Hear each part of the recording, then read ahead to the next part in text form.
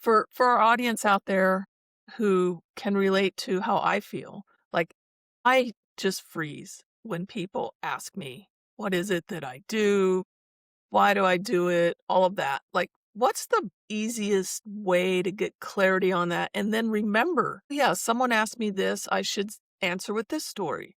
How do you know when to pull them all out of your hat and which one to pull and all of that? That's a great question. I mean, I will tell you that something that I see every day is that people explain instead of connect, right? And part of it is, a lot of people are introverts or they're shy or they don't know how to tell. It's just not comfortable. And so they lead with what they do and how they're qualified instead of why it matters.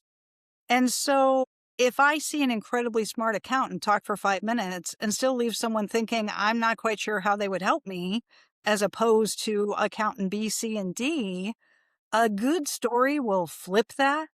And so you have to know why the story's valuable before you're motivated to start doing it, right? A good story will flip it and let that potential client, that listener recognize them in the situation that you talk about before you ever talk about a solution.